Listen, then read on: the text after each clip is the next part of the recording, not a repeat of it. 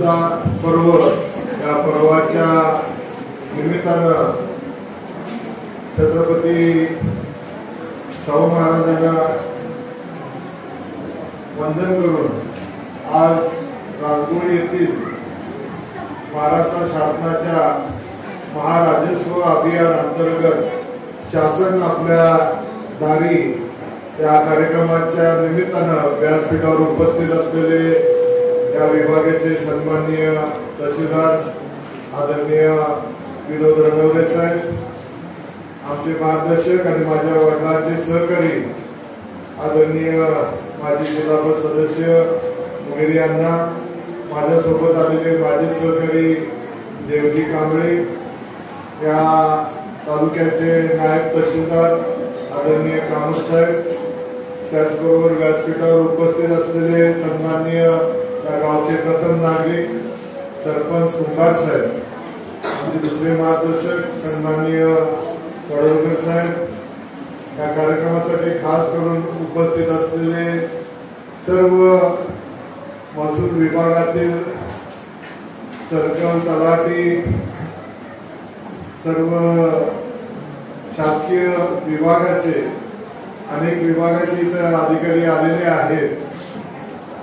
कार्यक्रम बराच वेळ आपला लांबलेला आहे, त्यामुळं इथे उपस्थित असलेले या विभागाचे रेंज ऑफिसर, फॉरेस्टचे इथे उपस्थित आहेत, त्याचबरोबर सामाजिक वनीकरणाचे भोसले साहेब इथे उपस्थित आहेत, आपल्या अंगणवाडी विभागाच्या पर्यवेक्षक आणि सर्व त्यांचे सहकारी इथे उपस्थित आहेत, MSCB असेल, सर्व डिपार्टमेंटचे सर्व सन्माननीय अधिकारी, पत्रकार मित्र आणि ज्यांच्या अथक परिश्रमामुळे हा कार्यक्रम आपण आज इथं पार पाडत आहोत, ते ह्या विभागाचे सर्कल शरद मगदूम साहेब आणि मगासपासून ज्यांनी आतोनात महिलांचा हळदी कुंकूचा कार्यक्रम असेल किंवा इतर सर्व गोष्टी आणि ज्यांनी या तालुक्यामध्ये एक नावलौकिक मिळवलेला आहे, पानंद रस्ते सर्व खुले करून,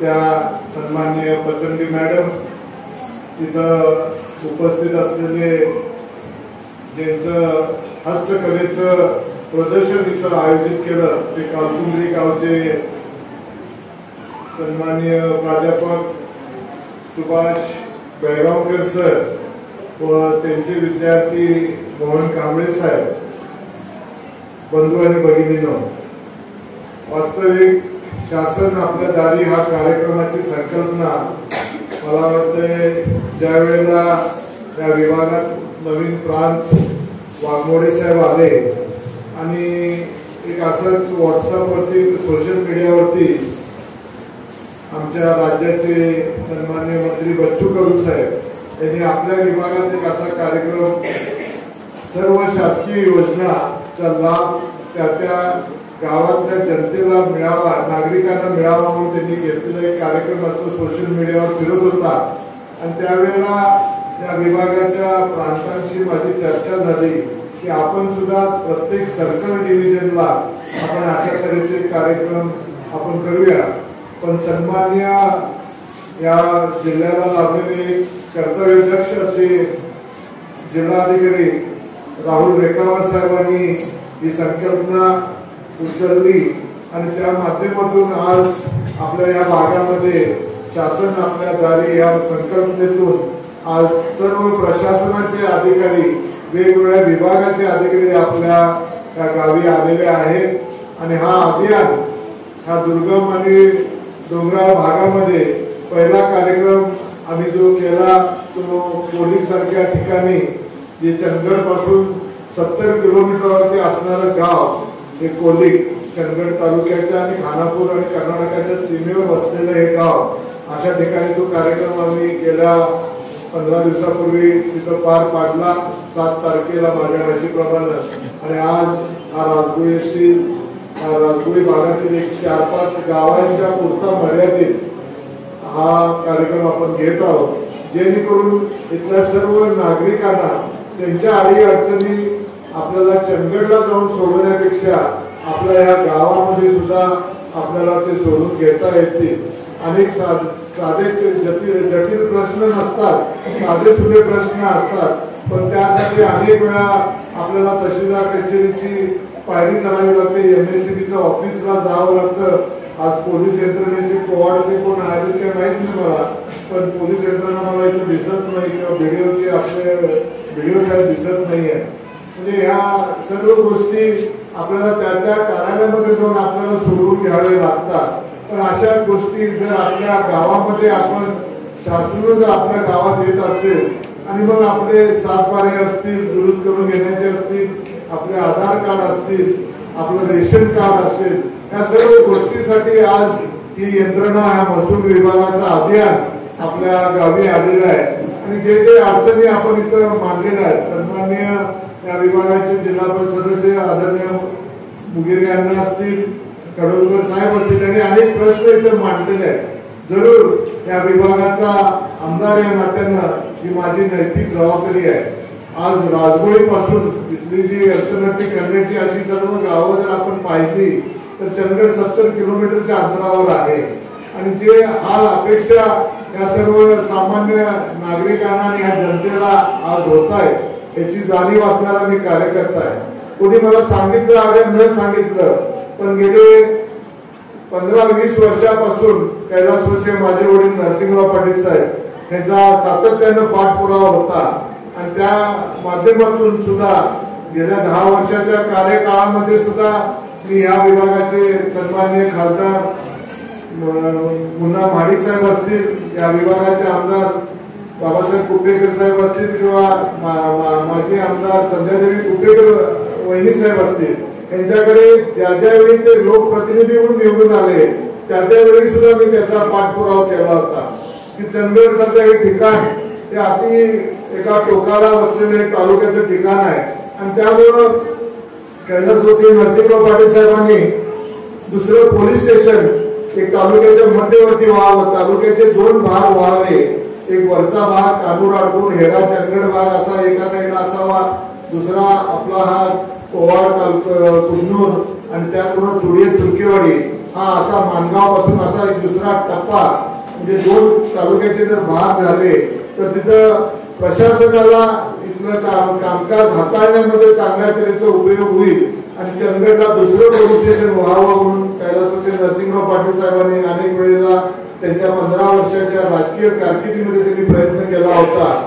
पण प्रशासन कशा तऱ्हेनं चालतं आणि दुर्दैवानं या तालुक्यामध्ये गुन्हे कमी आहेत म्हणून दुसऱ्या पोलीस स्टेशनची आवश्यकता नाही अशा तऱ्हेचं उत्तर विधिमंडळामध्ये त्यावेळेला R.R. पाटील साहेब जे गृहमंत्री होते त्यांच्याकडून अशा तऱ्हेचं उत्तर मिळालं होतं. आज परिस्थिती पाहिली, हा कर्नाटकाच्या सीमेवर असलेला हा तालुका आणि इथं अवैध धंद्याचं ज्या तऱ्हेचं ऊस तिथं फोफवते आणि कर्नाटक असेल, गोवा असेल, या राज्यातून येणारी अवैध दारू असेल, त्या माध्यमातून या भागामध्ये आज हशीश गांजाचं सेवन असेल, ढोलकरवाडी सारख्या ठिकाणी सापडलेला ड्रग्सचा कारखाना असेल, अशा अनेक गोष्टी आहेत. 5 कोटीच्या आलिशान गाड्या तिलारी सारख्या ठिकाणी सापडतात. गोव्यातून आणलेल्या गाड्या नंबर सगळे बदलून आणि खोटे नंबर प्लेट जोडून इथं अनेक ठिकाणी विकल्या गेल्या, कोल्हापूर जिल्ह्यामध्ये विकल्या गेल्या. अशा 5 कोटीच्या गाड्या सापडतात आणि अशा ठिकाणी दुसरं पोलीस स्टेशन होऊ नये कारण का इथं गुन्हे नाही आहेत. म्हणजे शोकांतिका आहे म्हटलं तर वावगं होणार नाही. तरी सुद्धा या वेळेला मी आदरणीय दिलीप वळसे पाटील साहेब जे गृहमंत्री आहेत राज्याचे आणि जिल्ह्याचे पालकमंत्री गृह राज्यमंत्री आदरणीय सतेज पाटील साहेबांना मी विनंती केलेली आहे की चंदगडमध्ये दुसरं पोलीस स्टेशन होणं हे आज काळाची गरज आहे आणि त्यासाठी सुद्धा माझा पाठपुरावा चालू आहे. मगाशी जो विषय आदरणीय मुगेरे अण्णांनी काढला होता त्याचा सुद्धा पाठपुरावा मी एक अपर तहसील कार्यालय कारवाला व्हावं आणि निंबा तालुक्याचा कार्यभार त्या अपर तहसीलदार कार्यालयाच्या माध्यमातून तो आपला जर हाताळला गेला तर आज इथल्या ह्या यंत्रणेटी आणि राजगुरूपासून किंवा कोलिक महाळुग्यापासून जाणाऱ्या सर्व लोकांना चंदगडला जावं लागणार नाही. मध्यवर्ती कारवाईसारख्या ठिकाणी रस्त्यावरचं जे गाव आहे तिथं पोलीस स्टेशनची साठी जागा उपलब्ध आहे, तिथं राहायचे क्वार्टर्स उपलब्ध आहेत, तिथं आपल्याला तहसीलदार कार्यालय उभं करता येईल. MSCBचं सुद्धा सब डिव्हिजन या तालुक्यासाठी एक दुसरं सब डिव्हिजनची मागणी मी या विभागाचा आमदार झाल्यानंतर जो प्रस्ताव कैलासवासी नरसिंहराव पाटील साहेबांनी दिला होता, जो प्रलंबित होता, त्याचा सुद्धा पाठपुरावा करून आज कारवे येथे दुसरं सब डिव्हिजन व्हावं, जेणेकरून इथं जागा तऱ्हेची यंत्रणा आपल्या तालुक्याला उपलब्ध होईल. दुसरं पोलीस स्टेशन झालं की तिथं मंजूर झालेली पदं आणि त्या माध्यमातून MSCBचं दुसरं सब डिव्हिजन, तर त्या माध्यमातून होणारी आपल्याला इथं मनुष्यबळाची वाढीव संख्या, त्या माध्यमातून आपल्या ह्या ग्रामीण भागातल्या दुर्गम भागातल्या जनतेला न्याय मिळू शकेल अशा तऱ्हेचा पाठपुरावा या माध्यमातून गेले 2-2.5 वर्ष मी सातत्याने करत आलेलो आहे आणि त्या दृष्टिकोनातून लवकरात लवकर हे व्हावं या तऱ्हेची अपेक्षा या राज्याच्या आदरणीय उपमुख्यमंत्री माजी नेते आदरणीय अजितदादा पवार साहेब असतील आणि जिल्ह्याचे नेते नामदार हसन मुश्रीफ साहेब असतील यांच्या माध्यमातून मी माझा पाठपुरावा चालवलेला आहे. अनेक अडचणी आज या विभागामध्ये आहेत. मगाशी विषय झाला आरोग्य विभागाचा आणि इथं प्राथमिक आरोग्य केंद्र साधारण 4.5 कोटी रुपये खर्च करून इथं उभं झालेलं आहे, पण ते उद्घाटनाच्या मुळे थांबलेलं नव्हतं, तर त्याचं उद्घाटन कधीही करता आलं असतं. पण उद्घाटन करून हा प्रश्न सुटणार आहे का, हा तऱ्हेचा प्रश्न माझ्या समोर होता. कारण तिथं पदच मंजूर झालेली नव्हती आणि जोपर्यंत पद निश्चिती होत नाही तिथं आपले डॉक्टर्स आणि आरोग्य सेवक किंवा नर्सेस, ANM सिस्टर्स या सर्व गोष्टी तिथं असल्याशिवाय फक्त इमारत उद्घाटन करून त्याचा हेतू साध्य होणार नव्हता. आणि त्यासाठी आदरणीय राजेंद्र पाटील यड्रावकर साहेबांच्याकडे पाठपुरावा करून तिथं पद निश्चिती करून घेतलेली आहे. पण दुर्दैवानं OBCच्या आरक्षणामुळे आणि शासनाच्या नोकर भरतीच्या आज तागायत प्रलंबित असलेल्या प्रश्नांच्या मुळे आपल्याकडे अजूनपर्यंत तिथं नोकर भरती झालेली नाही आहे राज्य सरकारकडून. आणि ते झाल्या त्या दृष्टिकोनातून इथं सक्षम असे अधिकारी आपल्याला प्राप्त झाले तर ते आरोग्याचं सेवा आपल्याला सुद्धा इथं उपलब्ध होऊ शकेल. आणि ह्या निमित्तानं एवढंच सांगू इच्छितो की परवा सुद्धा कोविडचं सेंटर चालू करूया म्हणून आणि परत माझ्याकडे संबंधित अधिकाऱ्यांनी विनंती केली होती. फक्त कोविडचं सेंटर इथं चालू करून उपयोग होणार नाही, तिथे एक डॉक्टर आणि एखाद्या सिस्टरना आपण इथं नेमलं तरच इथं ह्या सर्व सामान्य लोकांची सेवा होणार आहे. अशा तऱ्हेचं जिल्हा आरोग्य अधिकाऱ्यांच्या प्रस्ताव ठेवलेला आहे आणि येत्या 15 दिवसामध्ये या राज्याचे आरोग्य राज्यमंत्री राजेंद्र पाटील यड्रावकर साहेब, या विभागाचे सन्माननीय खासदार प्राध्यापक संजय मंडलिक यांच्या उपस्थितीत आपण कोवाडचं आरोग्याचं हॉस्पिटल असेल, आपलं प्राथमिक आरोग्य केंद्र असेल आणि राजगोळीचं प्राथमिक आरोग्य केंद्राचं उद्घाटन येत्या 15 दिवसाच्या आत आपण ते नियोजन करणार आहोत आणि त्याचा सुद्धा फायदा आणि लाभ आपल्या या मतदारसंघामध्ये सर्वसामान्य जनतेला मिळेल अशी या निमित्ताने आपल्या सर्वांना ग्वाही देतो. अनेक प्रश्न आपण इथं मांडलेले आहेत. हा दुर्गम भाग होता, इथं बेरड समाज आहे, आपल्या नागरवाडीच्या सर्कल साहेबांनी जे सांगितले वस्तुस्थिती आहे. अनेक वर्ष इथं त्यांनी सेवा बजावलेली आहे आणि त्यामुळं मला या सर्व गोष्टी ज्ञात आहेत. आणि त्या इनामदारांच्या नावावर असणाऱ्या जमिनी असतील, पीक पाण्याला असणारी नावं आज ऑनलाईन उतारी झाल्यामुळे ती नावं सगळी कोडली गेलेली आहेत. अनेक लोकांच्या अडचणी यामुळे निर्माण होत आहेत. हा प्रश्न महाराष्ट्राच्या विधिमंडळामध्ये सुद्धा हा मांडला गेला. ऑनलाईनच्या याच्यामुळे जे खाली पीक पाण्याला नावं होती त्या लोकांच्या संदर्भात सुद्धा शासनाने योग्य तो निर्णय घ्यावा आणि त्यामध्ये सुधारणा करावी अशा तऱ्हेची चर्चा गेल्या अधिवेशनामध्ये विधिमंडळामध्ये सुद्धा झालेली आहे. शासन स्तरावर त्याचा पाठपुरावा करून लवकरात लवकर ती दुरुस्ती व्हावी अशा तऱ्हेची अपेक्षा आणि अशा तऱ्हेचा प्रयत्न या विभागाचा आमदार या नात्यानं माझा पाठपुरावा चालू आहे आणि लवकरात लवकर ते घडावं. अनेक अशा गोष्टी आहेत, वर्ग 2च्या जमिनी असतील, हेरे सरांच्या जमिनी असतील, असे अनेक प्रश्न या मतदारसंघामध्ये आजपर्यंत प्रलंबित आहेत. 46 खेडी 46 ते 47 खेडी होती हेरे सरांची आणि त्यामध्ये मालक सदरी जे शेतकरी जमीन कसत होते त्यांचं नाव मालक सदरी नव्हतं, इनामदारांचं आणि सरकारांचं नाव होतं. ते त्यावेळेला कैलासवासी नरसिंहराव पाटील साहेबांनी अशोक चव्हाण ज्यावेळी महसूल मंत्री होते त्यावेळेला तो हेरे सरांचा न्याय निवाडा करून घेतला आणि 2 ओळीमध्ये असलेला तो न्याय निवाडा म्हणजे त्या कुळाच्या नावे त्याची ती जमीन 200 पट शेत सारा भरून घेऊन त्याच्या नावावर द्यायची अशा तऱ्हेचा जी.आर. झाला होता. पण शासन दरबारी कशा तऱ्हेचा कारभार चालतो आज मला वाटते 20 वर्ष होऊन गेली. आज 22 वर्ष नरसिंहराव पाटलांनी काढलेला तो जी.आर. आज त्याचे सुपुत्र आज आमदार होऊन आज त्याचा पाठपुरावा करून त्या सर्व लोकांना न्याय देण्याची भूमिका आज मला घेण्याची पाळी आलेली आणि मला त्यासाठी सन्माननीय कलेक्टर साहेब प्रांत साहेबांना आणि इथल्या सर्व तहसीलदारांनी सर्व तहसीलदार कचेरीतल्या अधिकाऱ्यांना विनंती आहे की त्यामध्ये खेळगंडोळा करत अनेक लोकांना उगाच झुंबे झिजवायला लावू नका. तुमच्याकडे सर्व रेकॉर्ड तुमच्या ताब्यात आहेत. रेकॉर्ड ऑफिसला सगळे रेकॉर्ड 52 पासून आणि 56 पासून सगळे पुरावे तुमच्याकडे आहे. उगाच त्या लोकांना हे काढा आणि ते काढा म्हणून सांगायचं आणि विलंब लावत बसायचा हा खेळ जो आजपर्यंत चाललेला आहे हा कुठेतरी थांबवला पाहिजे.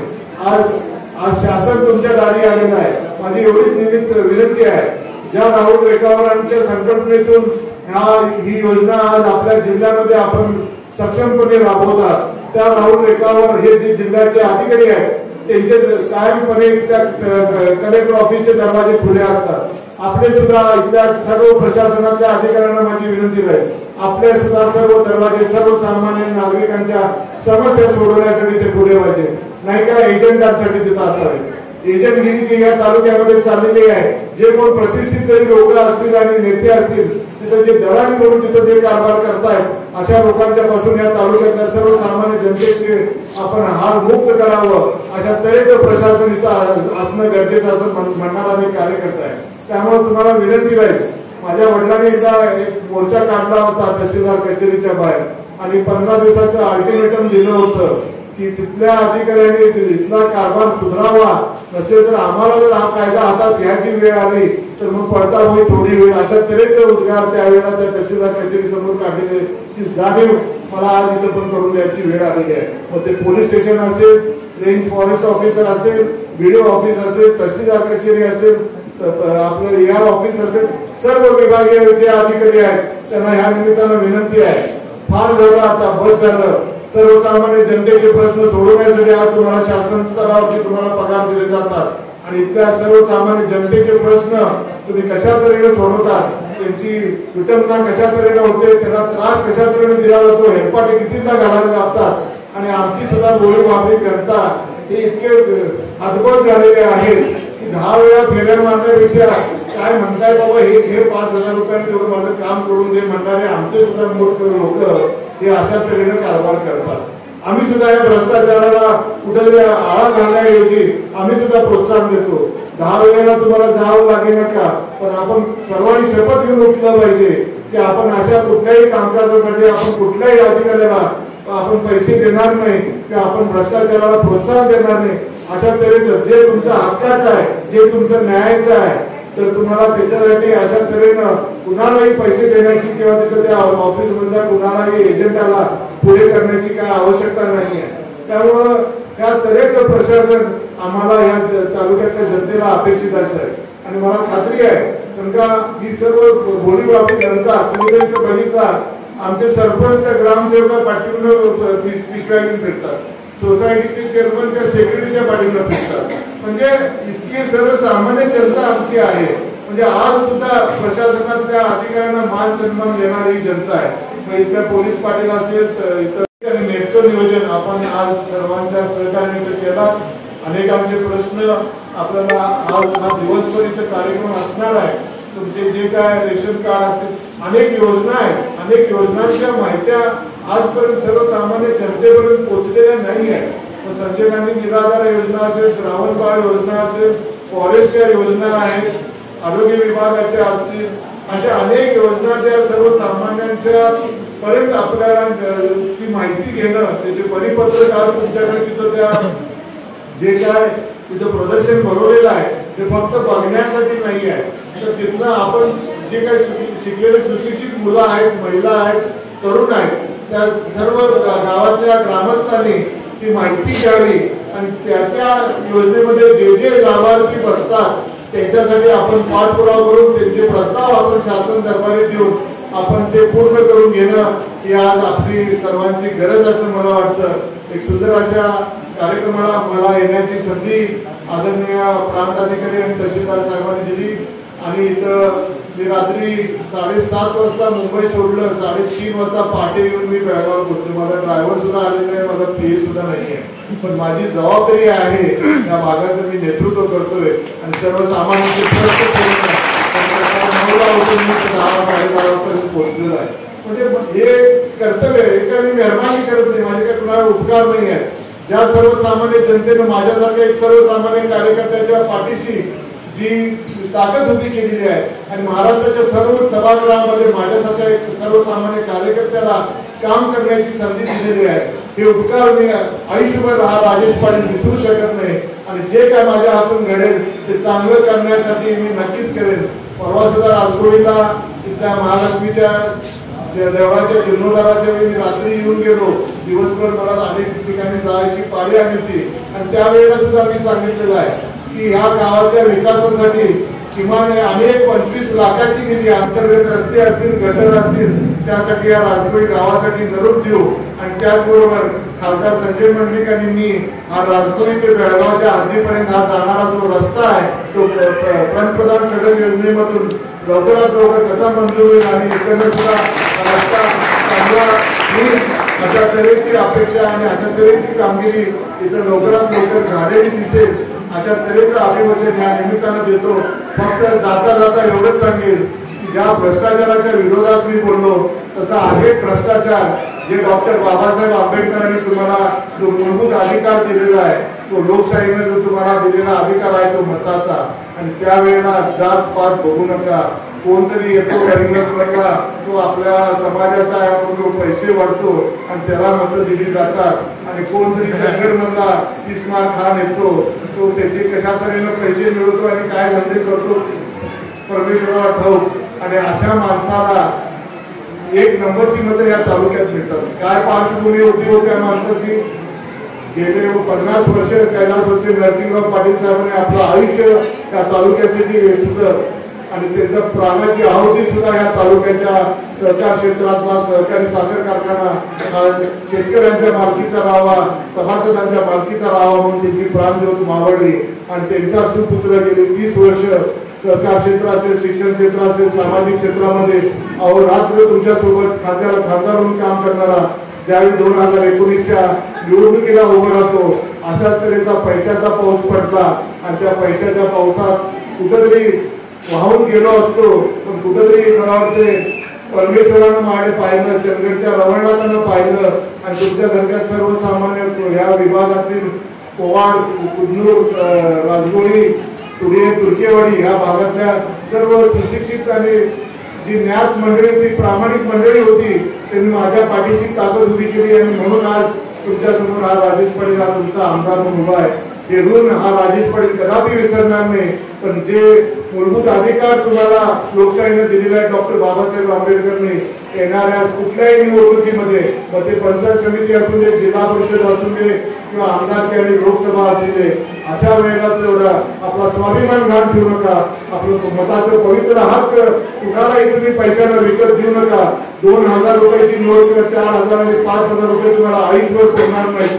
पण हे केलेलं काम कैलासवासी VK चव्हाण पाटलांनी, कैलासवासी नरसिंहराव पाटलांनी, कैलासवासी नरसिंहराव भुजंगराव पाटलांनी, त्या विभागाचे माजी आमदार ब्रह्मअण्णा पाटलांनी किंवा आता जे काम गेल्या 2-2.5 वर्षामध्ये साधारण त्या मतदारसंघामध्ये 300 कोटीची कामं भेटून आणण्यामध्ये महाविकास आघाडी सरकारमधून या राजेश पाटलांना ही कामाची कुठेतरी पोच पावती त्यांच्या कामाच्या मताच्या रूपानं आपण सर्वांनी द्यावी अशा तऱ्हेची अपेक्षा व्यक्त करत असतो. जय हिंद, जय महाराष्ट्र.